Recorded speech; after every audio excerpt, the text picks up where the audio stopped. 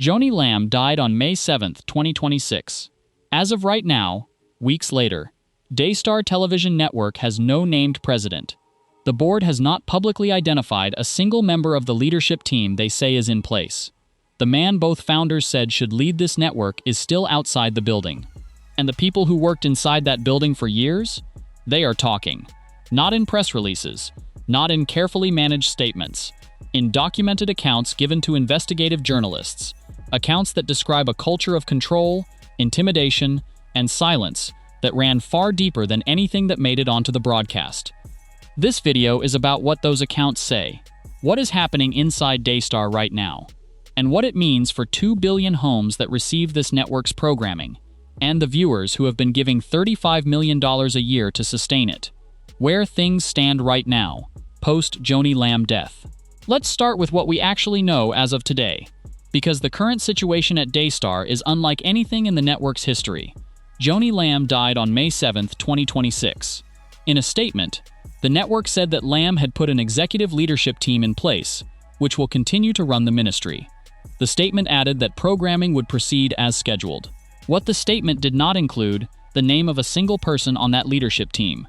In deciding the successor of Joni, the board of directors will likely decide from one of three options: a Lamb family member such as Rachel Lamb Brown, a current Daystar official such as CFO Arnold Torres, or conduct a CEO executive search to find an ideal replacement.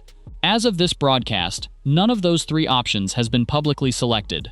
Trinity Foundation, which has investigated Daystar's finances for years, submitted direct written questions to the network asking who currently leads the organization and whether an executive search is planned. Daystar's current programming lineup includes televangelists living extravagantly, such as Rod Parsley and Creflo Dollar, as well as the deceased Bible prophecy teacher Hal Lindsey. None of the governance questions have been publicly answered. A network that reaches 2 billion homes is, right now, operating without a publicly identified leader. Jonathan Lamb, the man who should be leading it, according to both parents. The succession question cannot be honestly addressed without being direct about what the documented record says. In 2021, Marcus emailed his family, "So if I precede Joni in death, then my directive is that Joni will replace me as the head of Daystar. I further direct that if Joni passes or retires, then Jonathan Lamb will become the head of Daystar." That document is not legally binding. The board has full authority to appoint whoever they choose, but it is the expressed final written wish of the man who co-built the institution. And according to the Roy's report, Joni herself, in her final weeks, meeting privately with board member Tom Callander, said, "If Jonathan tries to reach out, give him back Daystar." Both founders, both pointing in the same direction.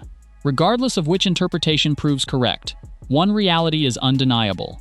Jonathan currently holds no official role within Daystar. The man many once believed would inherit the ministry now appears entirely outside its leadership structure. He was not invited to speak at his mother's memorial. He was not invited to her burial. He learned of her death from a corporate attorney, what the people inside were living with. Now let's talk about what the insider accounts describe, because this is the part of the story that the broadcast never showed. The Roy's report published a landmark investigation in November 2025, built around what the network's own staff experienced. The headline framing of that investigation, drawn from the classic detective genre, asked, "Who among the people closest to this institution saw what was happening?" The answer, across multiple documented accounts, was all of them, and most of them stayed quiet for years.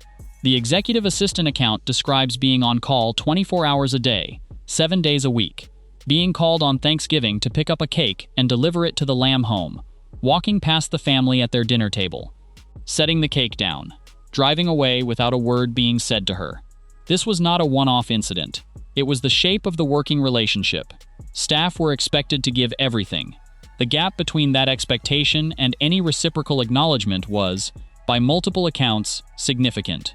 Former art director accounts describe Rachel Lamb arriving as a college student and expecting the marketing department to redirect entirely toward her personal projects, and complaints about this being dismissed by Joni as judgmentalism on the part of the complaining employee. These are not dramatic allegations. They are accounts of what institutional culture looked like from the inside, and they establish something important. The gap between the values being broadcast and the values being practiced was not new. It was structural. The NDA culture, documented. One of the most consistent patterns across insider accounts is the non-disclosure agreement. When Jonathan Lamb was serving as vice president, he was presented with an NDA by the Daystar board in November 2023. The document was framed as a condition of continued executive employment. If he refused to sign, he would lose his board seat and his vice presidential position. An audio recording of that board meeting, which Jonathan provided to the Roy's report, captures a Daystar attorney saying directly, "If you do not do that, then you are removing yourself from the board and removing yourself from your vice president position. That's where we are." Jonathan refused. He was demoted. His salary was cut from $250,000 to $150,000. His company car was taken away. A GPS tracker was subsequently found in that car. Expense records showed the devices were purchased in October 2023, contradicting Daystar's later claim that all executive vehicles had been tracked since Marcus Lamb's death 2 years prior. In September 2024, Jonathan and Susie discovered they were being followed by a private investigator. They filmed the vehicle. The Roy's report asked Daystar whether the ministry had hired the investigator. No response was provided. On November 16, 2024, the day after the Roy's report first contacted Joni for comment, the Daystar security chief arrived at Jonathan and Susie's home wearing a bulletproof vest to deliver a termination letter. Joni Lamb said the decision to terminate her son's employment followed a 15-month review of his performance. Jonathan has disputed every element of that characterization. January 2017, the account nobody inside reported. The single most disturbing insider account in the documented record involves something that happened in January 2017, inside the Daystar building, that was never reported to authorities. Susie Lamb went in for a chiropractic adjustment at Daystar's in-house facility. The chiropractor was not licensed. According to the Roy's report, he had previously lost his license following an alleged assault on a minor. Joni Lamb was aware enough of his history to have instituted a policy requiring a second person always be present in the room during adjustments involving women. On that January day, Susie's coworker stepped out briefly. Susie says she was violently sexually assaulted. She called Jonathan immediately. Marcus told his son over the phone to say nothing and that he would handle it when he returned. Days later, Joni Lamb told Susie that Marcus had paid the chiropractor off. Then she said, "We need to protect Daystar, and I want to protect you, so don't say a word about this to anyone." No police report was filed. The chiropractor continued working. Susie carried that assault in silence, inside the building that had asked her to be silent, for years. The prayer that cursed the critics. As the public reporting intensified through late 2024, Joni Lamb's response on air became one of the most watched aspects of the story. In one documented broadcast, she led her audience in a prayer that observers across the political and theological spectrum described as directed at her accusers. "Breathe your breath, God, into the wind, and blow it into the enemy's camp, causing pain, confusion, and anguish. Blind them every time they look upon my territory, my dominion, or anything connected to it."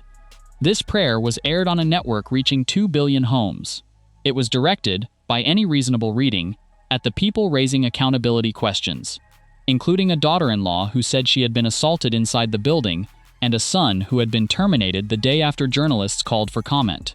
For people inside the building who had watched what happened to Susie, to Jonathan, to every staff member who had raised a question that was answered with an NDA, this prayer communicated something specific about how the institution understood dissent, not as accountability, as spiritual attack.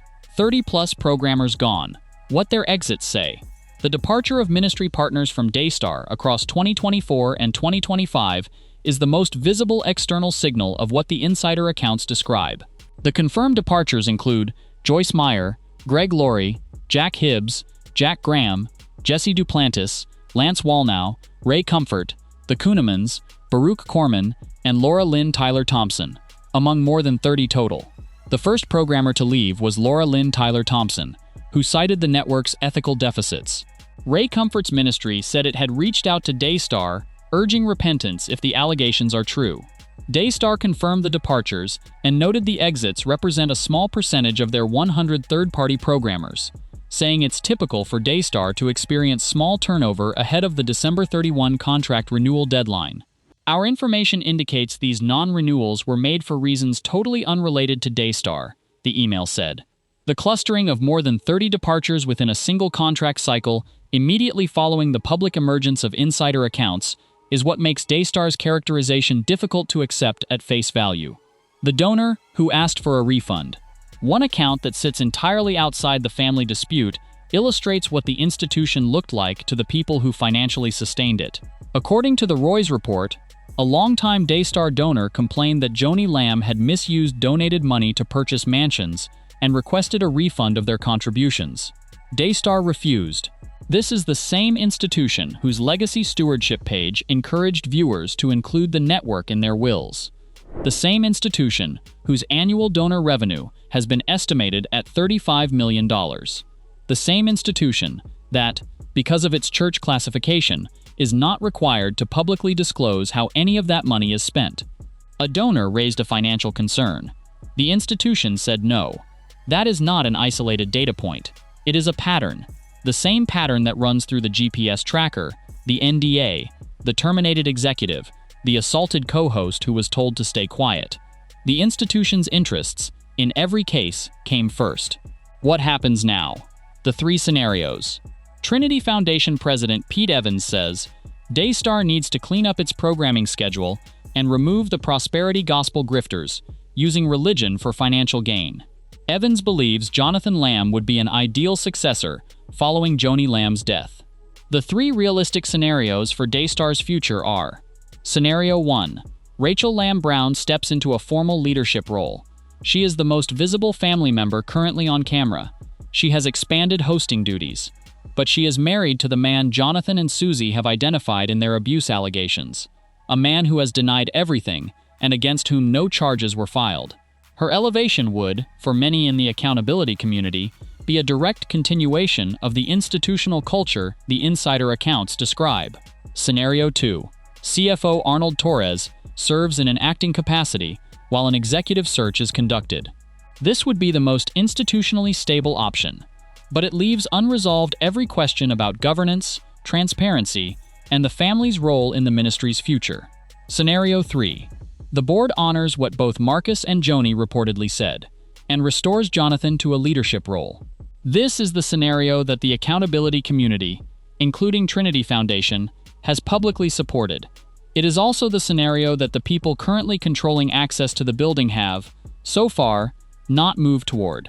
As of today, none of these scenarios has publicly resolved.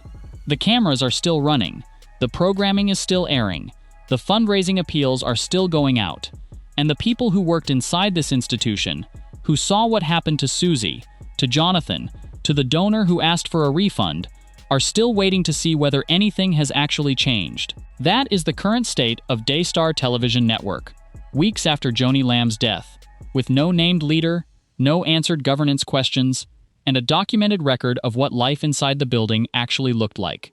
Here is the question this moment demands. What would real accountability look like for Daystar right now? Not in a statement, but in an actual decision. And who is responsible for making it? Drop your honest answer in the comments. This community takes this seriously, and every voice matters. Subscribe if you are not already. Turn on notifications. When the next development in the Daystar succession story breaks, and it will break, you want to be here for the sourced account. Thank you for watching. Stay discerning.